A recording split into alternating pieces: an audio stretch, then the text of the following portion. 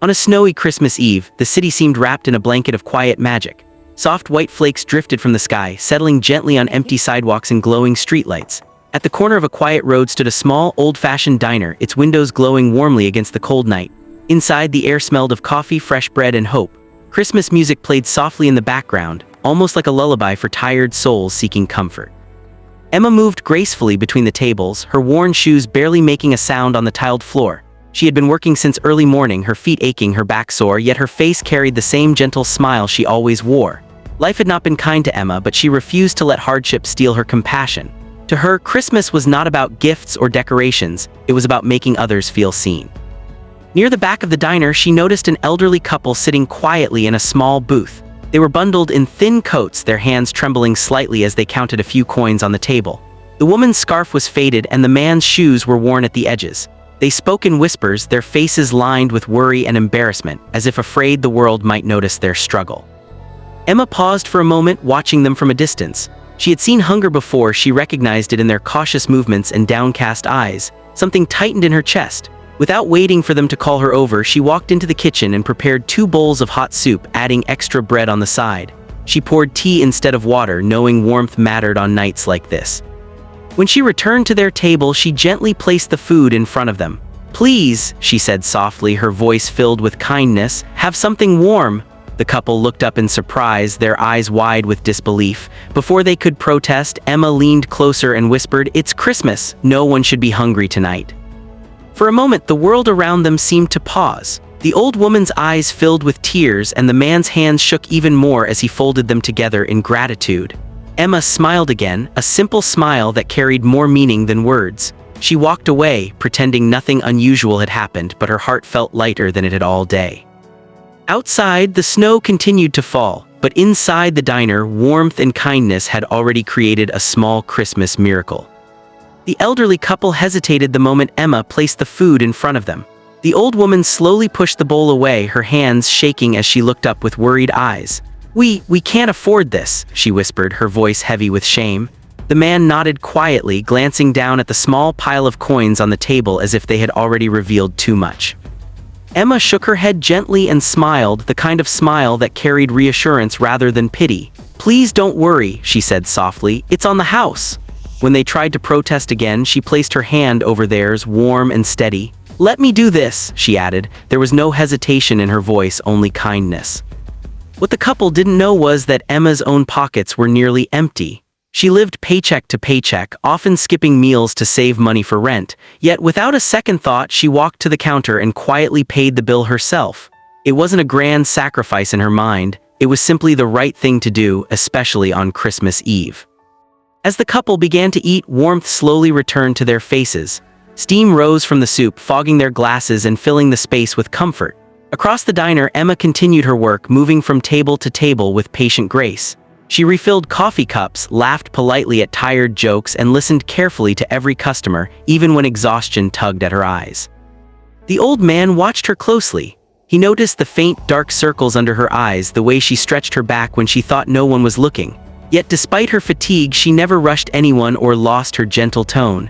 To him, her kindness felt rare, almost forgotten in a world that often rushed past the struggling and the unseen.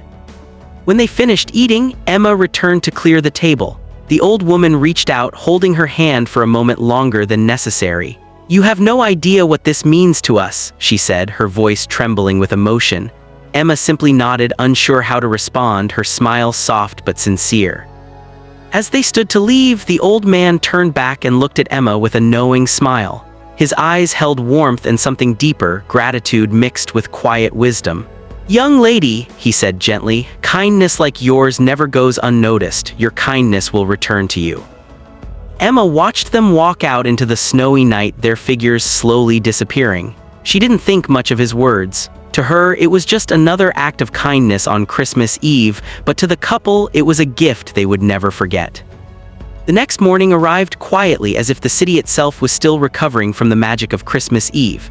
Emma returned to the diner early, her breath visible in the cold air as she unlocked the door. She felt tired but peaceful, replaying the gentle moments of the previous night in her mind. To her, it had simply been another long shift, nothing more, nothing less. She had barely finished tying her apron when the diner owner, Mr. Harris, rushed out from the back office, his face pale and his eyes wide with disbelief.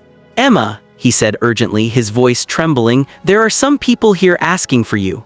Confused, she wiped her hands on her apron and followed him to the front window. Parked outside the diner was a sleek black luxury car, its polished surface reflecting the morning light. It looked completely out of place in front of the modest diner. Emma's heart began to race. For a moment, she wondered if something terrible had happened, if she had done something wrong the night before. Before she could speak, the car door opened. A well-dressed driver stepped out, followed by the same elderly couple from the previous night. But they looked entirely different now. Gone were the thin coats and worn shoes. The woman wore an elegant wool coat, her scarf perfectly arranged. The man stood tall in a tailored overcoat, his posture confident, his eyes sharp yet kind. Emma stared in disbelief as they walked toward the entrance. When the door opened, recognition struck her like a sudden wave. It was them, the couple she had fed, the ones who had counted coins in silence. Her hands began to shake as she struggled to understand what she was seeing. The man smiled warmly, the same smile he had worn the night before. "Good morning, Emma," he said, his voice calm and familiar. "We wanted to see you again." The diner seemed to fall silent, every sound fading as curiosity filled the room. He gently explained the truth. They were billionaire philanthropists who traveled anonymously each Christmas, visiting ordinary places and living briefly as those who struggled, hoping to witness genuine human kindness. Wealth, he said, often attracted politeness, but not always sincerity. They wanted to find compassion given without expectation. The woman stepped forward, her eyes shining with emotion. "Last night," she said softly, "you didn't see us as rich or poor, you saw us as people. That is something money can never buy." Emma felt her knees weaken. She had no words, only tears threatening to fall. She realized then that her simple act had been far greater than she ever imagined. The couple exchanged a glance, their smiles filled with purpose. "This is not the end," the man added gently. "Your kindness has only just begun to return." And in that moment, Emma understood that Christmas miracles sometimes arrive disguised as ordinary strangers. Tears filled Emma's eyes as the elderly woman gently placed a sealed envelope into her hands. For a moment, Emma simply stared at it, unsure whether she should even open it. Her fingers trembled and her heart pounded loudly in her chest. The diner felt unusually quiet, as if the world itself was holding its breath. "Please," the woman said softly, her voice warm and sincere, "read it." Emma slowly opened the envelope. Inside was a letter written with care, every word filled with gratitude. As her eyes moved down the page, her breathing grew heavier. Then she saw the check. The number was more than she had ever imagined, enough to change everything. It was not just money, it was freedom, security, and hope all wrapped into one moment. Her knees weakened and she had to grip the edge of the table to steady herself. I don't understand," Emma whispered, tears spilling down her cheeks. "I didn't do it for this."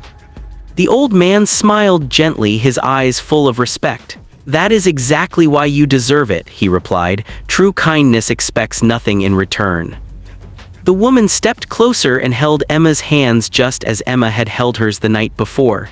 "You gave without knowing who we were," she said softly. "You saw hunger, not wealth, need, not status. That kind of heart is rare." They explained that the money was meant to help Emma open her own cafe, one built on warmth, dignity, and compassion. A place where no one would ever feel ashamed for being hungry. They had also arranged support for her family, ensuring that the struggles she carried so quietly would finally ease. Emma could barely speak through her tears. For years, she had dreamed of owning a small cafe, a place filled with music, kindness, and comfort. She had always believed it was an impossible dream meant for someone else. Now it stood right in front of her. Other staff members watched in silence, many wiping away their own tears. Mr. Harris placed a hand on Emma's shoulder, pride shining in his eyes. "You earned this," he said quietly.